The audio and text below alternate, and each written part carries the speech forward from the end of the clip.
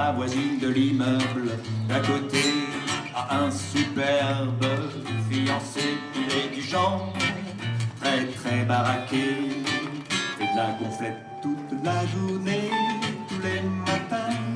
De mon balcon je l'aperçois dans son salon. Il joue des heures à pile ou face avec son reflet dans la glace.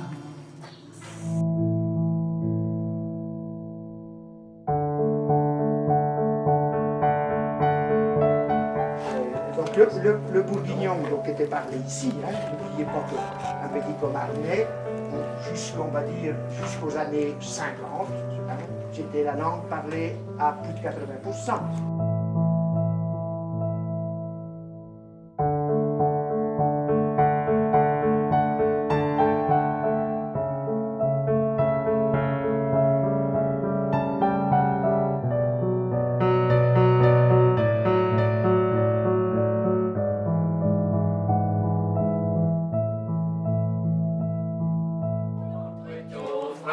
Vite le prône, il est on est pâté, des trèfles mentionné. Sol queso monto petio, sol queso que gronde, sol queso monto petio, from vite le prône.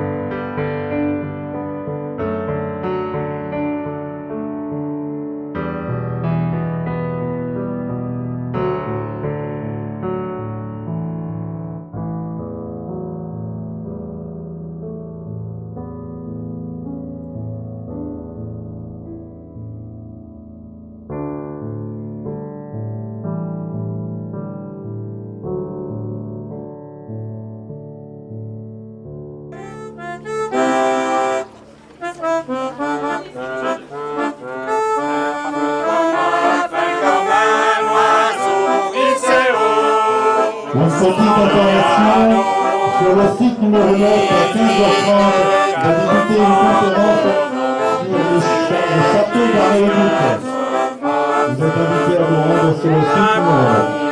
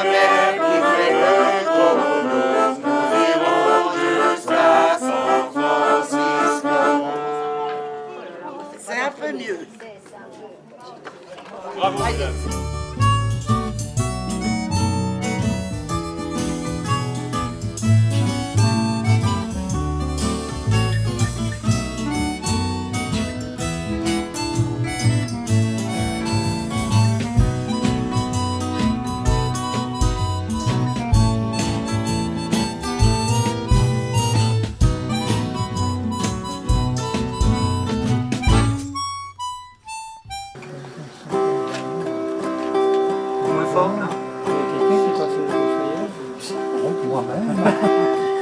Le meilleur serviteur. Faut rester là l'après-midi. Quand j'ai vu tes yeux dans ce monde hideux, dans sa danse ronde de feuilles, je me suis promis qu'à nous deux, nous irions en jeu courageux, ne préparer que le calamiteux sur un oiseau de paix tout bleu. Tu n'auras pas peur.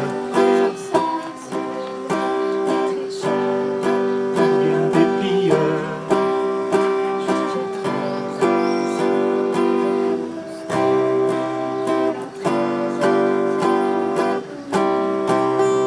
Contre les erreurs, tu mettras ton cœur pour vivre un coup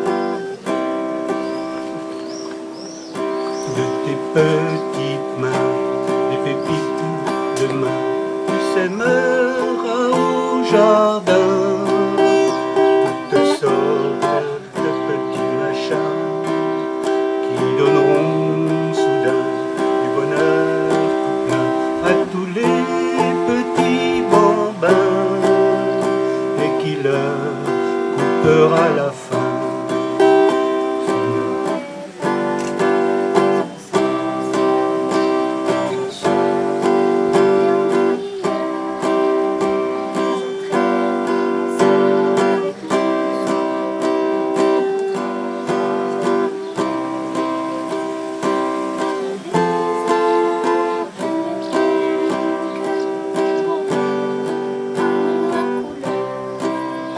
Mais tu sais, les âmes riment avec les larmes, et trop souvent avec femme.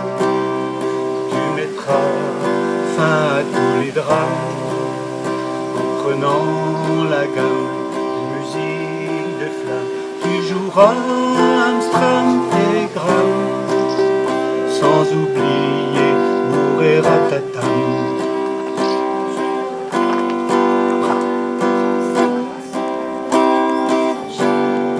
Bien les pilleurs, tu jetteras un sort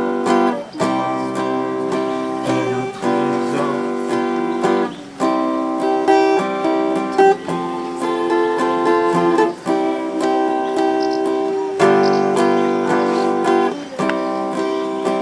Contre les erreurs, tu mettras ton cœur pour vivre un bon couleur.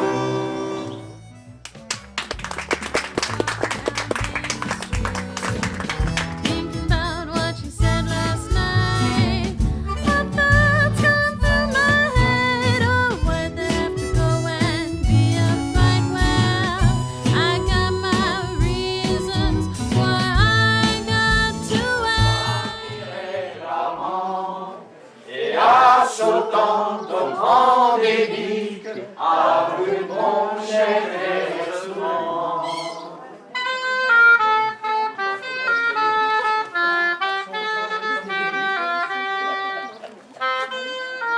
Monsieur Jean-Luc. Ouais. Alors, célèbre quoi? Voilà, pas collège. Nos parents, voilà, nos parents. Ils faisaient en sorte qu'on ne cause pas patois. Parce que eux, bien sûr, on leur disait, causer patois, t'allais pas réussir quoi, dans la vie. Mais comme eux, parce qu'eux, ils causaient patois. Alors, avec leurs parents ou entre eux. Alors, comment voulez-vous? Ils pouvaient toujours nous dire de ne pas causer. Bon, du coup, on parlait très bien. On est encore un certain nombre, de plus de 60 ans, 70, qui causons quand même encore bien le patois. Alors, langue, patois. Alors, ça aussi, beaucoup de discussions là-dessus. Est-ce que c'est un patois? Qu'est-ce que veut dire patois? Qu'est-ce que veut dire langue? On ne va pas s'engager dans ce débat-là. Ce qui est sûr, c'est que on est dans une zone de ce qu'on appelle les langues du Nord, les langues d'Oï. Hein, en France, il y a toutes les langues au nord de la Loire, dont le français. Donc on distingue. Alors on a fait un peu la distinction de 8 langues d'Oï, ce qu'on appelle les langues Oï. Et la même chose, on a une douzaine de langues d'Oc, donc au sud de la Loire. Hein. Voilà. Et donc le bourguignon, ce qu'on appelle le bourguignon normandio, et une des langues d'Oï, hein, qui jusque dans les années, jusqu'à la fin du 19e siècle, dans les milieux ruraux était à l'égal du français. Donc vous avez le picard, le poitevin saintongeais, le franc-comtois, le champenois. Voilà, enfin il y en a 8. Hein. Le gallo, le breton gallo, hein, pas le breton bretonnant, mais le gallo. Voilà, il y a 8 langues d'Oï, on en distingue. Alors c'est pareil, hein, les frontières sont... Parce qu'on ne dit pas une langue, pof, tu t'arrêtes là, hein, tu passes passer le plateau d'Antully, tu t'arrêtes. Hein. Non, c'est pas comme ça que ça se passe. Parce que les langues, elles circulent, dans les familles, on se marie avec quelqu'un d'un autre pays, donc c'est difficile de faire, mais quand même, on distingue des langues, hein, et à l'intérieur de chaque langue, par exemple le bourguignon, hein, on voit bien quand on parle, on distingue des parlers, la manière de parler. Mais c'est la même structure de langue, c'est-à-dire le bourguignon a sa structure de langue, comme le champenois, comme le picard. Hein.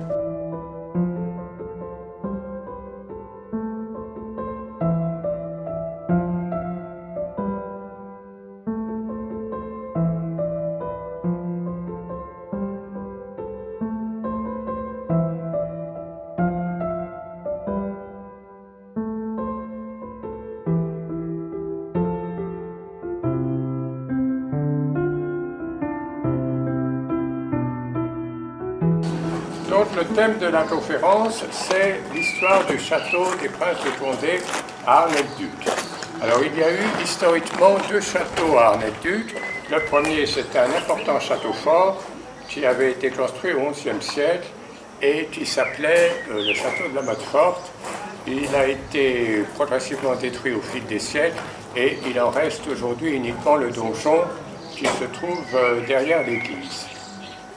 Au XVIe siècle, le château de la Motte-Forte était quasiment détruit, à part le donjon, et un nouveau château a été construit sous le règne de François Ier en 1534-1535 par un riche maître de forge qui possédait notamment les forges de Précy-Soutil et qui s'appelait Charles Merlan. Alors ce Charles Merlan, il avait pas mal de biens immobiliers, et notamment près d'Arnay, la seigneurie de Juilly, où il y a encore aujourd'hui un château. Étant donné que c'est Charles Merlan qui a fait construire le château d'Arnay et qu'il était seigneur de Juilly, on a longtemps appelé le château d'Arnay le manoir de Juilly, en tout cas au XVIe siècle. Donc le château a été construit vers 1534-1535 et il a été décoré par des artisans arnétois, dont on connaît d'ailleurs les noms. Ils sont passés à la postérité, Chambert-Rindet, Antoine Bourguignon et d'autres. Ils ont apporté pas mal de décorations au château entre 1534 et 1541. Après la mort de Charles Merlan, c'est son fils, Philippe Merlan, qui a hérité du château. Alors Philippe Merlan était trésorier de France pour la Bourgogne. C'est-à-dire c'était lui qui était chargé de gérer les finances de la province pour le compte du roi de France. Donc c'est un important personnage. Il a été seigneur d'Arnay à la suite de son père et il est mort à son tour et c'est son fils, à nouveau, Gabriel Merlan, qui a hérité du château. Alors Gabriel Merlan, comme son père était en charge des finances de la Bourgogne pour le compte du roi de France, mais apparemment il gérait pas très bien ses propres finances parce qu'il a rapidement été très endetté et à tel point qu'il a été obligé de céder le château à son principal créancier qui était Léonore Chabot-Charny. Alors c'est un nom qui vous dit probablement quelque chose parce qu'il y a des rues Chabot-Charny dans plusieurs villes de Bourgogne et notamment à Dijon.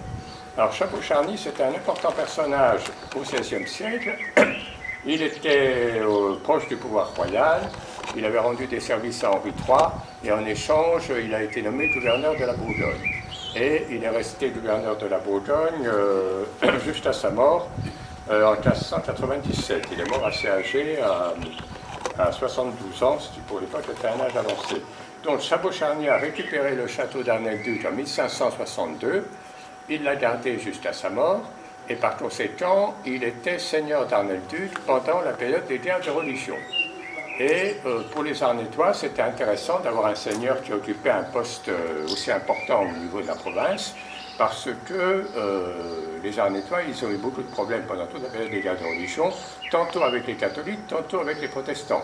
Ils essayaient de garder une certaine neutralité pour ne pas se mettre à dos ni les uns ni les autres. Ils y réussissaient plus ou moins, mais il y avait parfois des troupes protestantes ou des troupes catholiques qui voulaient entrer dans la ville, loger les soldats chez l'habitant, etc. Donc ça occasionnait toutes sortes de troubles. Et chaque fois qu'il y avait des problèmes de ce genre, les habitants faisaient appel à leur seigneur Chabot-Charny pour essayer d'arranger les choses. En dessous, les pierres plates, encrottées, hein, enterrées. Encrottées, on ne peut pas enterrer, encrottées. On employait enterrer pour les enterrements, mais pas pour les verres. On a encrotté, stylette. Encrotté, hein, vous avez vu les accents, hein?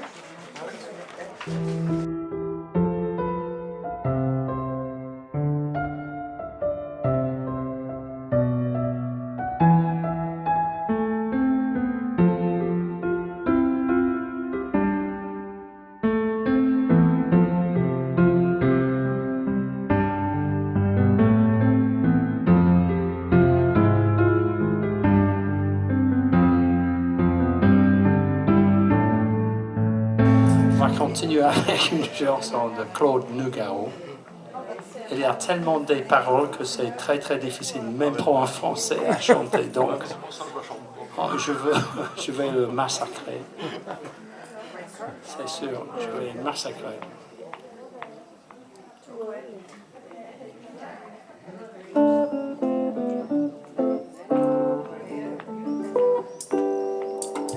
Ah, tu verras, tu recommenceras, tu verras, l'amour c'est fait pour ça, tu verras, je ferai plus le con, j'apprendrai ma leçon sur le bout de tes doigts, tu verras, tu auras ta maison avec des tuiles bleues, des croisées d'hortensia, des palmiers plein les cieux, des hivers crépitants près du chat Angora, et je m'endormirai, tu verras, le devoir accompli, couché tout contre toi, avec dans mes greniers, mes caves et mes toits, tous les rêves du monde.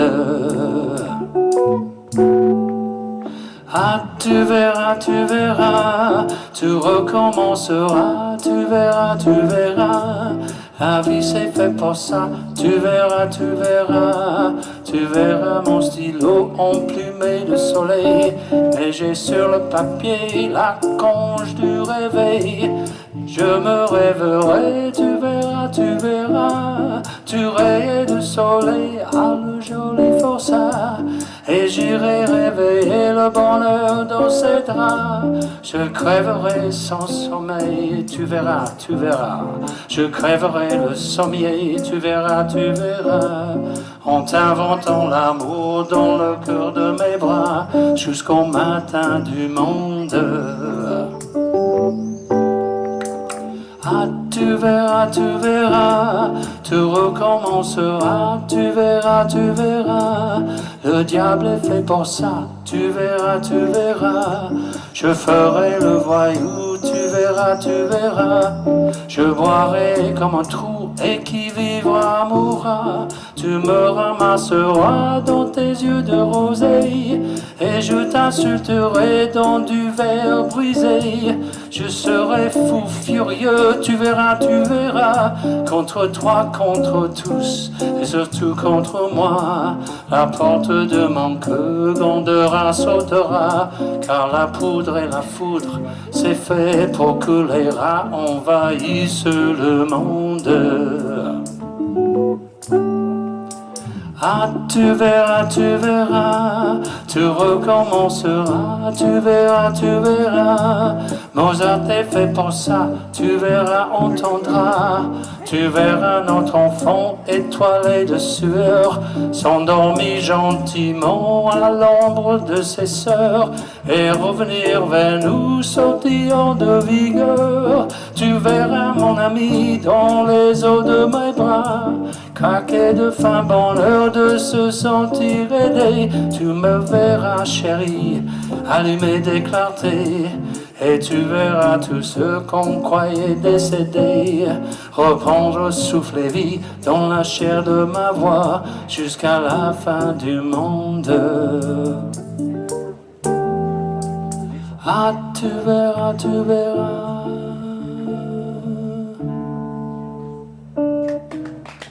Merci, merci. Bravo. Pas en plante, ça y va.